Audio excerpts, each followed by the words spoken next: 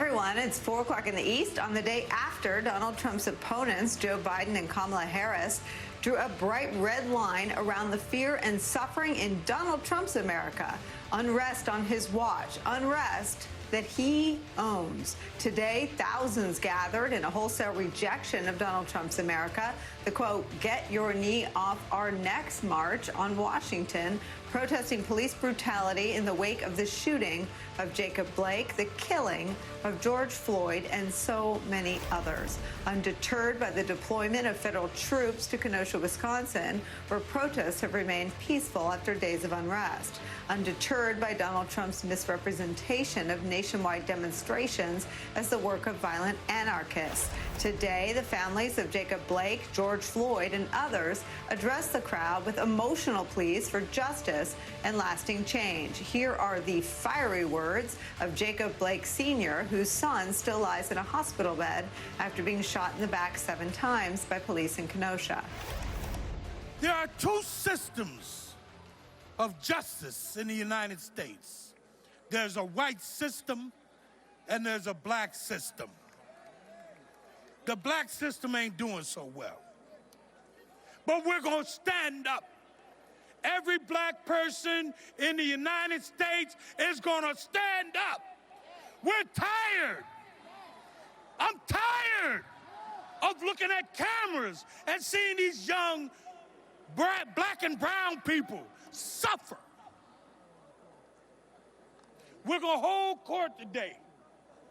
We're going to hold court on systematic racism. We're going to have court right now. Guilty. Yeah. Guilty. Guilty. Last night, Donald Trump didn't mention the names Jacob Blake or George Floyd when he accepted his party's nomination for a second term in office. He repeated the divisive law and order agenda. He promised crackdowns on demonstrators and mischaracterized the unrest across the country as the work of violent anarchists. But Joe Biden was ready with a reminder, tweeting as Trump wrapped up his speech, "Remember, every example of violence Donald Trump decries has happened on his watch, under his leadership, during his presidency." And today, his running mate, Kamala Harris, called for justice for Jacob Blake and reform in policing and lent her support to the peaceful protesters who gathered today, drawing on the example of the late Congressman John Lewis. For Congressman Lewis, the brutal murder of Emmett Till is what shook loose the activist inside him. It was the start of a lifelong journey toward service and driving change, the same journey that countless young leaders are building upon as we speak. As John put it, Emmett Till was my George Floyd. He was my Rayshard Brooks, Sandra Bland, and Breonna Taylor. And that is where we start today. Reverend Al Sharpton, president of the National Action Network, who we saw in those images. He helped lead the march on Washington today, and he joins us. Plus, former RNC chairman and senior advisor for the Lincoln Project, Michael Steele's back, and professor of journalism and politics at Morgan State University, and a contributor for the Griot, our friend Jason Johnson's here. Rev, I always ask you this question, and if you're comfortable sharing, tell us how the family's doing. Well, this was the first time that all of them were together, the Floyd family along with the families that you saw. We had about 20 families, and half of them were issues that happened this year. And they're doing as well as could be expected, but they're strengthening each other. The mother, certainly of Jacob Blake, was there, didn't even want to come out, got a little overheated. She's really trying to pull through this, and the other mothers kind of talk to her as they kind of know each other's pain. And one of the reasons National Action Network and I could take the lead in organizing it is we work with the families and we take the response. The father of Blake called me to get involved, as did the other families. I think they were very much inspired and empowered by seeing tens of thousands of people come out to support them today, even in a pandemic. And we did as best we could for social distancing. We made everyone wear masks, took everybody's temperature. And to see that kind of crowd, brought tears to both of their eyes to be standing there in the very spot where Martin Luther King stood 57 years ago talking about a dream for America. And they be the ones that the dream has not been fully realized. And to stand there with Dr. King's son and Dr. King's granddaughter and me and others saying we were not going to rest till we get justice. They felt like it was an inspiring day, they said to me, but we wanted to see more. We want these new laws passed. Demonstration must be met with legislation, Cole. Michael Steele, I want to talk to you about the ugly underbelly of Donald Trump's efforts to distort what this is, which we just had the pictures on our screen. These are moms and dads in their darkest hours, and this happens family after family somewhere reaches up and finds the strength in their darkest hour to call for action. I mean, just at a human level, I don't know how you can't be in awe of that. But once it enters the Trump distortion field, I wonder what you think sort of happens to all that raw emotion and pain. Well, that raw emotion and pain falls out onto our city streets.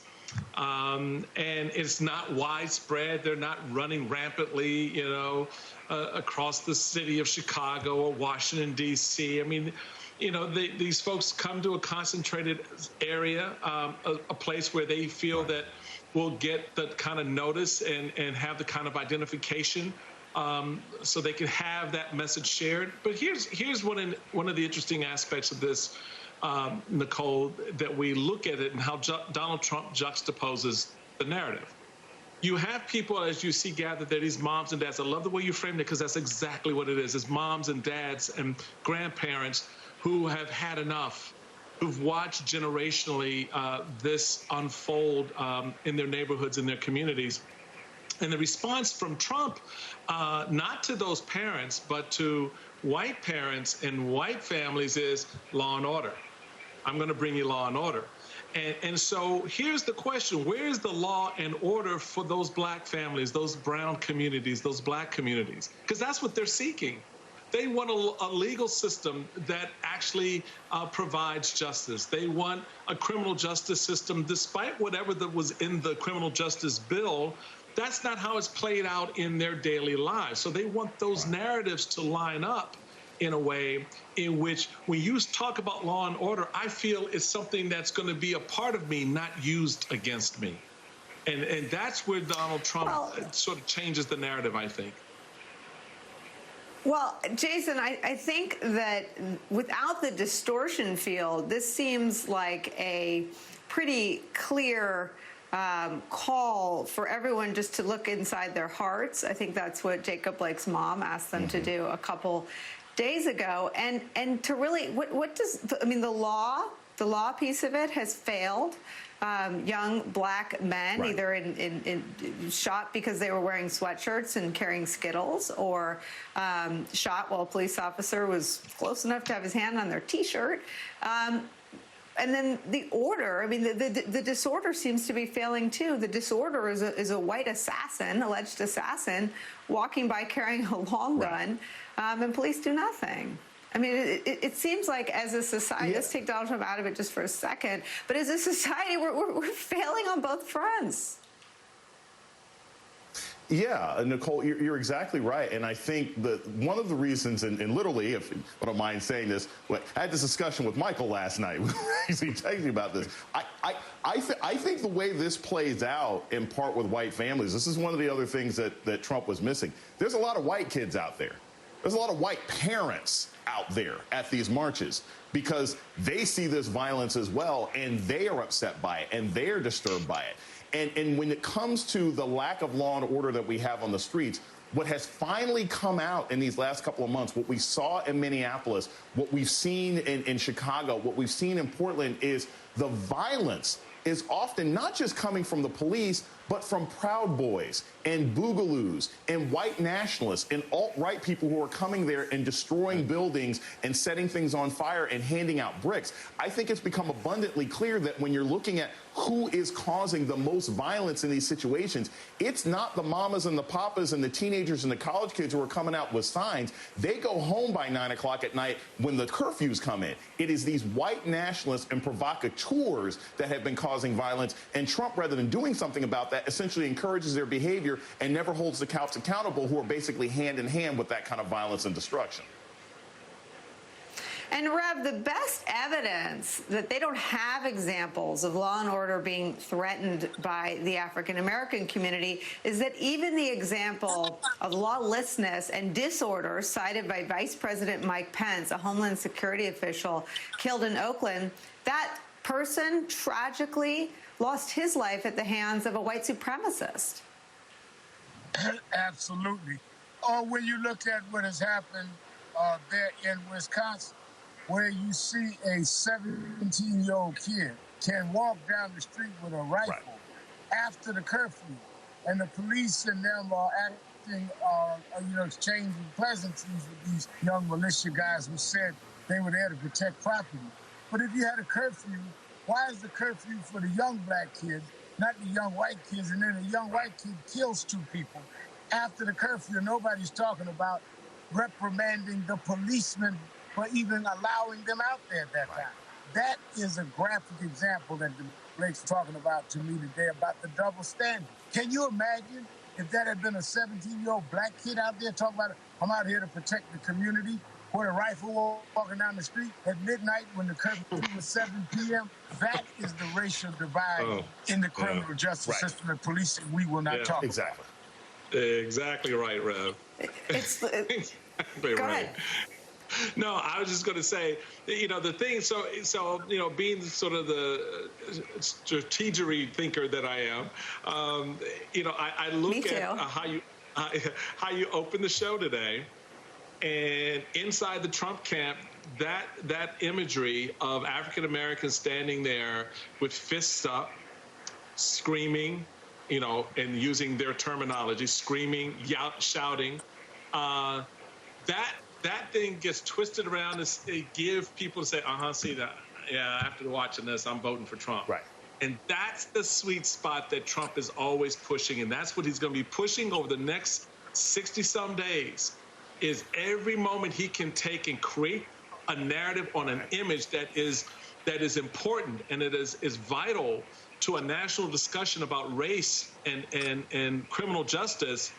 For him, it's an opportunity to turn it and twist it into something ugly where that 69% of the vote, which is white, going to the polls this November, a significant number of them go, well, I think I'm going to vote for Trump because, I don't know if this is a little too scary.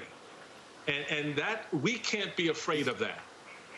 We have to step into that. And that's part of what Jason and I were talking about last night. Well, but let's tear it down right here. I mean, let's not let that stand, because all I see, and maybe this is the mom in me, all I see is a parent's despair. I mean, those aren't images to fear. Right. It's like staring into the sun because it hurts so much. I mean, how do you break that cycle, Michael? How do you break that cycle? Well, you can break that cycle when everyone wants to break it. But if everyone doesn't want to break it, if there's one bad apple out there or one bad narrative that can be created from it, it makes it harder to break that cycle. It's harder to see with an empathetic eye the pain of those mothers and fathers and grandparents.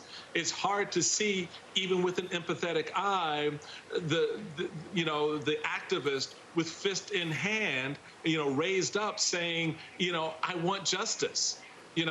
It's not an attack on your whiteness. It's not coming after you. We're not trying to take over your neighborhoods.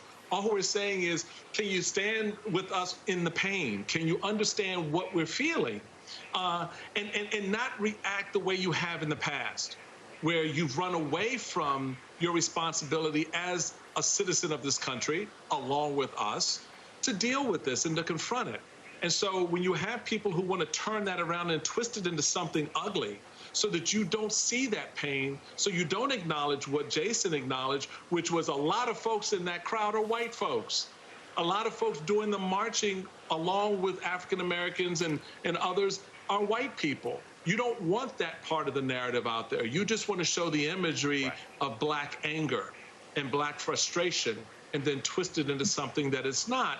And that's where this law and order thing really bothers me, because Trump knows what it says to white people and doesn't really give a damn what it says to black folks.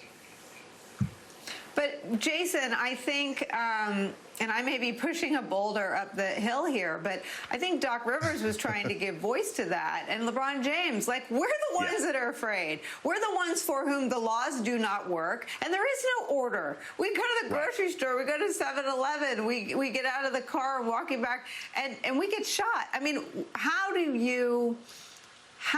you take the Trump propaganda out of the conversation for the, and this really struck me this week. I had to watch every nanosecond of this convention. Anyone that's into Donald Trump and his pettiness and his smallness and his hush money checks written to porn stars from the country's Oval Office, they're gone. But how do you take everybody else and try to make some progress in this moment? Well, that's a really good point, Nicole. And also, and Brandon Marshall, video just came out of him today. I mean, Brandon Marshall's been sort of really active on the forefront of this kind of work, and he had people call the cops on him trying to move in his new $18 million house. I mean, like, as I've said, you know, it doesn't matter how wealthy or educated you are when it comes to these situations. Here's what I think is key, again, from sort of the strategic standpoint. One, as a political scientist, you know, I don't believe in undecided voters. Not now. We haven't had undecided voters in 20 years. People know how they feel. They're deciding whether they want to vote or not who they're going to vote for. And I think the most effective strategy that Democrats have been able to demonstrate is, one, as we pointed out, the diversity of these crowds, the fact that it is large numbers of different kinds of people, different races of people, but also the recognition that all of this chaos is happening under Donald Trump, right? I mean, he's essentially saying, put me back into office. Well, look what you've let happen. You know, Joe Biden appears to be this calming force in the face of these situations. Joe Biden seems to be the kind of guy who can wave his hand like Moses, maybe part the crowd a bit and say, all right, look, we're going to have a discussion. Whereas Donald Trump is constantly throwing gasoline on these things. I think at a fundamental level, look, any white person that is moved by anything Donald Trump says at this point, they already felt that way.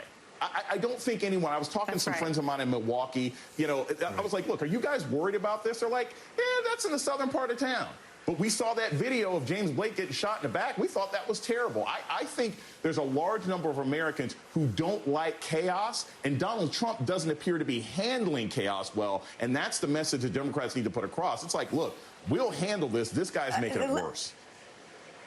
Let me go one step further. If I were on the political battlefield right now, Donald Trump is creating the chaos. Peter Baker wrote a piece a few months ago where he said Donald Trump is the match thrown into the I mean, the angst and the reckoning is sort of the forest, but the person striking the match and pouring gasoline on it is Donald Trump. And I guess, Rev, I want to give you the last word on this, but it would seem that the political and societal imperative is to make abundantly clear that Donald Trump is the cause of the chaos and the beneficiary of the chaos. Right. He is definitely the cause and has been the beneficiary. But now I think more and more whites are beginning to say, even if I don't agree with everything the protesters or the civil rights people or Black Lives Matter people are saying, I don't like being identified with what I'm seeing when I see a guy shot in the back 7 times and the policeman holding his T-shirt, or 8 minutes, 46 seconds holding your knee, minutes holding your knee on the guy's throat. I had whites, Nicole, last night. I would go around the hotels meeting with the family members at different hotels. And I had every hotel whites coming up to me saying, I'm in town for the march. I'm marching. And one lady said to me, she said, I never thought I'd go to an Al Sharpton march. She said, but this is ridiculous.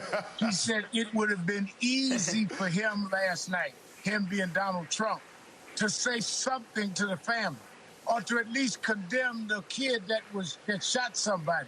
He did neither. And she said, and that's why I think maybe you're more reasonable than I ever thought you were. And she was at the march. I love that story, Rev. And I watched all 4 nights of this. Donald Trump is creating the chaos so that he can benefit from the chaos. And I just think Rachel Maddow's got my fact-checking muscles, flexing now. And it's a really important fact check in all these conversations. He creates the chaos so he can benefit from it. And I think the truth and reality is more what you described, Rev. Michael Steele, Jason Johnson, let me thank you for letting me participate in these conversations with you. I am really grateful. Thank you. When we